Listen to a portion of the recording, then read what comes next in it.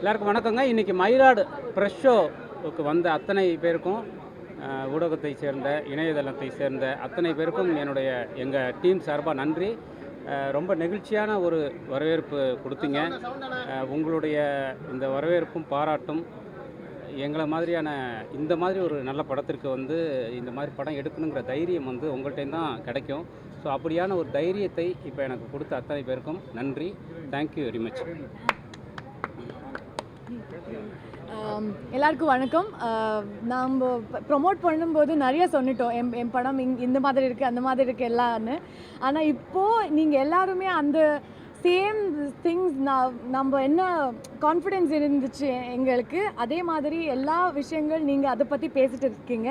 அது பார்க்குறதுக்கு கேட்குறதுக்கு ரொம்ப ரொம்ப சந்தோஷமாக இருக்குது. இப்போது நீங்கள் போய் whatever you felt, I think if you put out the review there and tell all the people how you felt, I think it is going to reach a larger audience. So thank you so much. Thank you. I'm just very happy. எல்லோருக்கும் வணக்கம். Brush media எல்லாருக்கும் நன்றி. இந்த படத்தை பார்த்துட்டு மயிலோட பார்த்துட்டு எங்களை வாழ்த்துனதுக்கு. So இப்படி ஒரு படத்தை கொடுத்த டைரக்டர் ராஜமுருகன் சாருக்கும், ஷான் ரோல்டன் நடித்த சைத்ரா எனக்கு சுசீலான் தான் வருது, சுசீலாவாக நடித்த சைத்ராவுக்கு, நீரவ் ஷா ப்ரொடியூசர், ஏன்னா இந்த கதையை இப்படி ஒரு கதையை அழகாக கொண்டு வந்த ப்ரொடியூசருக்கும் என்னுடைய நன்றியை தெரிவிச்சுக்கிறேன். எங்களை வாழ்த்திய எல்லாருக்கும் நன்றி. நீங்கள் தான் எடுத்துகிட்டு போய் சொல்லணும். இப்படி ஒரு படத்தை, ஒரு மனித நேயத்தையும் ஒரு ஹியூமனிட்டியும் சொல்கிற படத்தை நீங்கள் தான் மக்களுக்கு எடுத்துகிட்டு போய் சொல்லணும். நீங்கள் சொல்லுங்கள். அடுத்து மக்கள் என்ன, நீங்கள் உங்கள் விமர்சனங்களை அவரோட நாங்கள் எதிர்பார்த்துட்ருக்கோம். நன்றி. பத்திரிகை சகோதரர்களுக்கு வணக்கம். மயிலாடு பார்த்துட்டு இப்போ தான் எல்லோரும் நீங்கள் என்ன நினைக்கிறீங்கிறது சொன்னீங்க. ரொம்ப மகிழ்ச்சியாக இருக்குது. எப்பயுமே நான் ஆரம்ப காலத்துலேருந்தே நான் பண்ணுற படங்களில் என்னோடய இசை சமூகத்துக்கு ஏதாவது ஒரு நல்ல விதத்தில் பயன்படணும் அப்படின்றது என்னுடைய ஒரு முக்கியமான நோக்கமாக இருந்துகிட்டு இருக்குது இன்னி வரைக்கும். அதனால் இந்த படம் எனக்கு ஒரு பெரிய ஆப்பர்ச்சுனிட்டி. வள்ளலார் சொன்ன ஒரு மெசேஜ் என்னோட டீப்பாக ரெசனேட் ஆச்சு என்னோடய சோலில். ஸோ அவருடைய குரலாகவும் என் இசை ஒலிச்சது எனக்கு ரொம்ப சந்தோஷமாக இருக்குது. அதுக்கு நான் இயக்குனர் ராஜமுருகன், என் நண்பர், சகோதரர், என் ஆசான் அப்படின்னு கூட சொல்லுவேன்.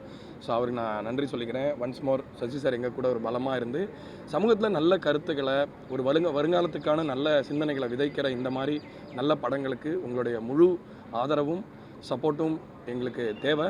அதே மாதிரி இந்த படம் ரொம்ப எங்கேஜிங்கான ஒரு விஷயத்தை போதிக்கக்கூடிய படமாக இருந்தாலும் அதே நேரத்தில் ரொம்ப எங்கேஜாக நீங்கள் பார்த்துட்டு இருந்தீங்கன்னு நான் உள்ளே நின்று தான் பார்த்துட்டு இருந்தேன். ஸோ அதனால் பார்க்க முடிஞ்சது. ஸோ இனிமேல் இந்த சோஷியலி கான்ஷியஸான படங்களை என்டர்டெய்னிங்கான படங்களாகவும் கொடுக்கறதுக்கு இது ஒரு முன்னோடியாக இருக்கட்டும்னு நான் வேண்டிக்கிறேன் ஆண்டவனை. இந்த படம் பெரிய வெற்றி அடையணும். தயவுசெய்து இந்த படத்தை Feb 13 எல்லாரும் போய் தியேட்டரில் பார்த்து என்ஜாய் பண்ணுங்கள். வணக்கம், நன்றி.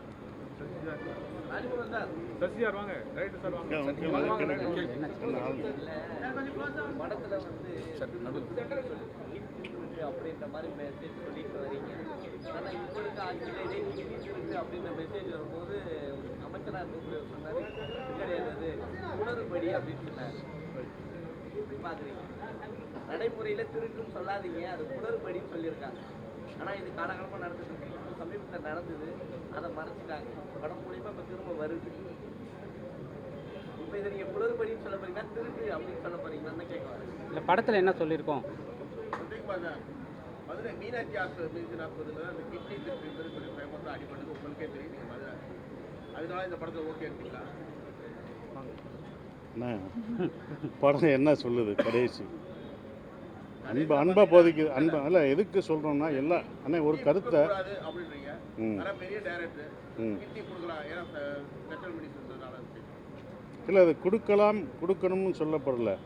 ஒரு ஏழையிலேருந்து அதாவது எவ்வளோ கஷ்டம், வலிமையான, அதாவது ஏழ்மையான ஒரு இதில் இருக்கும் அப்படின்றத அவர் இந்த படத்தில் சொல்லியிருக்கார். என்னென்னா எவ்வளோ கஷ்டம், எவ்வளோ இது, அதான் சிஸ்டம்னு சொல்கிறார் அவர். இல்லை, சிஸ்டம்னு அப்படி கிடையாது. கடைசி அவர் சொல்கிறது மனிதம், அந்த ஹியூமனிட்டி தான் வேணும். என்ன இருந்தாலும் பழி வாங்குறது, ஒரு அதிகாரம் ஒருத்தர்கிட்ட கையில் கொடுத்தா அந்த அதிகாரத்தை வச்சு நம்ம பழி வாங்கக்கூடாது. மன்னிச்சு மனித நேயத்தை வளர்க்கணும். அப்போ தான் இவ்வளோ பிரச்சனைகள் அடுத்த ஜென்ரேஷனுக்கு நம்ம சொல்கிறது மனித நேயத்தையும் நம்ம நல்ல ஹியூமனிட்டியும் சொல்லணும் தான் இந்த படமே எடுக்கிறோம். ஒவ்வொரு முறையும் பழி வாங்குறதுனால எதுவும் தீர்வு ஆகாது. ஒருத்தர் இன்னொருத்தர் பழி வாங்குறதோ பழி உணர்ச்சி படுறதோ ஒரு தீர்ப்பே ஆகாது. அப்போ மன்னிக்கிறதான் அருள். மன்னிச்சாதான் நீ தான் கடவுள். மை லார்டுன்றது என்ன, நீயும் இறைவன், நீ மன்னிச்சா நீ ஒரு இறைவன் அப்படின்றது தான். அதை தான் சொல்கிறது. மன்னிக்கப்பட்டனால அவன் இறைவனாக இருக்கிறான். அதை தான் சொல்லுவேன். சார், வாடிய பயிரை கண்ட போதெல்லாம் வாடினேன்னு வள்ளலார் சொன்னார். 2 பேர் வாங்க. தமிழ் சினிமாவில் நிறைய படத்தில் ரொம்ப சொல்லலை, நான் கிளைமேக்ஸ் சொல்ல மாட்டோம், ஆனால் ரொம்ப அருமையாக சொல்லிட்டு இங்கே நிறைய ஃபீலாக இருந்தது. அந்த கிளைமேக்ஸ் இதை பற்றி சொல்லுங்கள், என்ன இது? வள்ளலாரை வந்து இன்னும் வள்ளலார் வந்து தமிழ்நாட்டில் அவருடைய உயரத்துக்கு கொண்டாடப்படலை. அவருடைய எண்ணங்கள் சினிமாவில் சுத்தமாகவே வள்ளலாருங்கிற ஸ்பேஸ் வரல. ஸோ அவருடைய சன்மார்க்க நெறி அப்படிங்கிறது மனித நேயத்தை சொல்கிறது உங்களுக்கே தெரியும். ஸோ அதை வந்து இந்த படத்தில் முக்கியமாக சொல்லணுங்கிறது தான் ஸ்பேஸு. வள்ளலாருங்கிறது ஒரு ஃபிலாசபி தானே, ஒரு உருவம் கிடையாது. அவர் ஒரு லைட்டு, அந்த லைட்டுங்கிறது ஒரு ஃபிலாசபி. அது தொடர்ந்து வந்து ஹேட்டுக்கு எதிராக ஹேட்டு அப்படிங்கிறது இல்லாமல் ஹேட்டுக்கு எதிராக அன்பை வைக்கும்போது தான் எங்கேயோ ஒரு இடத்துல மாற்றம் உருவாகும். நம்ம அப்படியே போயிட்டே இருந்தோம்னா எப்படி அந்த மாற்றம் உருவாகும் அப்படின்னு. ஸோ அதனால் இந்த படத்துக்கு அதில் வந்து நான் வள்ளலாருடைய ஃபிலாசபியை முன்னிறுத்தியிருக்கேன். அதுதான் கிளைமேக்ஸ்.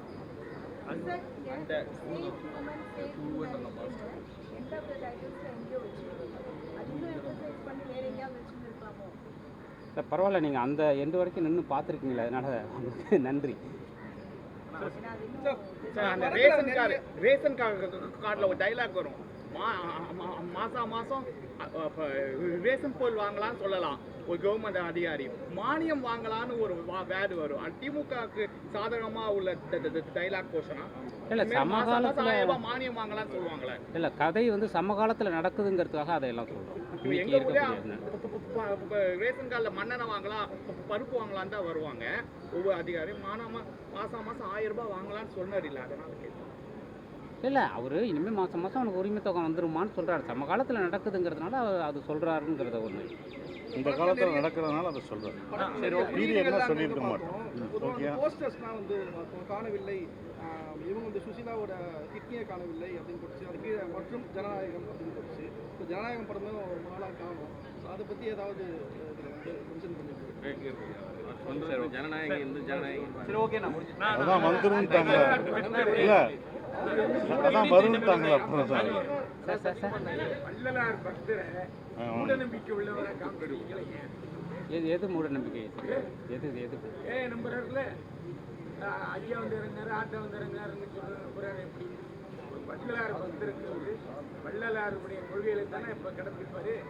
இப்படி பேய் வந்து இறங்கிச்சு, ஆட்டா வந்து இறங்கிச்சு, அது பேய் வந்து இறங்குனதுன்னு இல்லை சார். அது வந்து ஒரு சோல் பற்றி சொல்கிறோம். அவங்க ஒரு அப்பாங்கிற ஒரு சோல் பற்றி அவங்க நடிக்கிறாங்கன்னு சொல்கிறோம்.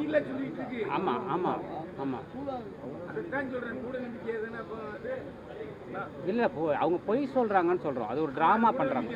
இல்லை இல்லை அது ஒரு ஏன்னா நான் சீரியஸாக நம்புகிறேன். அதையும் இதாக தான் நம்புகிறேன் நான். இல்லை அது ஒரு நான் என்ன சொல்றேன், ஒரு வள்ளலார் பக்தர் எவ்வளவு சின்சியரா இருப்பாரு. ஆனா அவரு போய் ஆனால் அப்பயே என்ன சொல்கிறதுன்னா கடைசி அவன் என்னன்னா கன்ஃபியூஸாக இருக்கிறத அதை தான் சொல்கிறான். நம்ம இதை செய்ய வரலையே, கிளைமேக்ஸில் சொன்னது அதுதான். நம்ம இதுக்காக வரலையே, இதுதான் நமக்கு ஐயா சொல்லி கொடுத்துருக்காரா உணர்றதான். நம்ம எல்லாருமே ஃபாலோ பண்ணும்போது ஒரு விஷயத்தை மறந்துடுவோம். வாத்தியார் சொல்லி கொடுத்ததை உடனே மறந்துடுற மாதிரி தான். அப்புறம் திருப்பி அதை ரீகலெக்ட் பண்ணி போகிற மாதிரி தான். அப்படிப்பட்டவனாக தான் இதில் இருக்கான். அதானே ஐயா வந்து அவங்களுடைய அப்பா ஐயா, சாமின்றது வள்ளலார். அதானே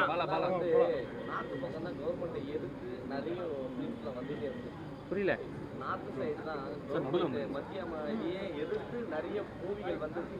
ஸோ அதை தாண்டி இப்போ மூவி வந்துன்னா அது உங்களுடைய மூவியாக இருக்குது. அதை எப்படி பார்க்குறீங்க? ஏன்னா சென்சார் போர்டில் அதை இதை தாண்டி விட்டுருக்காங்க. இதை மத்திய அமைச்சர்ன்னும் போது பிடிச்சிருப்பாங்க. ஜனநாயகன்ற படத்துக்கே இவ்வளோ தடை, நீங்கள் அதை தாண்டி மத்திய அமைச்சர் என்ன பண்ணுறாங்கன்ற போல்டாக காமிச்சிருக்கீங்க. அதுக்கு சென்சார் போர்டு எதுவும் சொல்லலையா? எதுவும் சொல்லலை, அதான் பார்த்தீங்களே, அது விட்டாங்க. ஏன்னா நிறைய படங்கள் அரசியல்வாதிகள் அந்த படங்கள் காட்டும் பிளரிங்கில் இருக்குது. ஸோ அதை மட்டும் தான் சென்சார் போர்டு தூக்குது. அது மாதிரி 2-3 கட்டு தான். அவங்க என்ன சொன்னாங்களோ அதை செஞ்சுட்டு எதை கட் பண்ண சொல்கிறாங்க, எதை மீட் பண்ண சொல்கிறாங்களோ அதை பண்ணிவிட்டு ரிலீஸ் பண்ணிக்கலாம். ஓகே, நன்றி எல்லாரும் நன்றி. தேட்டரில் போய் பாருங்க. இந்த படத்தை ஒரே ஒரு நிமிஷம் இன்னொன்று சொல்லுங்கள். இல்லை இந்த படத்தை மயிலாடு படத்தை வந்து சூர்யா சாருடைய 2D என்டர்டெயின்மெண்ட் நிறுவனம் வந்து வழங்குது. அவங்க ப்ரெசென்ட் பண்ணுறாங்க. ஸோ அவங்க படத்தை பார்த்துட்டு ரொம்ப இந்த படத்து மேலே இருக்கக்கூடிய ஒரு இந்த படம் ரொம்ப நல்லா இருக்குங்க ஃபீல் பண்ணி இந்த அன்பை சொல்லக்கூடிய படத்தில் நம்முடைய அவங்க தயாரிப்பு நிறுவனம் இருக்கணும் அப்படிங்கிறத நினச்சி வந்திருக்காங்க. அதுக்காக சூர்யா சாருக்கு இந்த நேரத்தில் நான் நன்றியை தெரிவிச்சுக்கிறேன். நன்றி.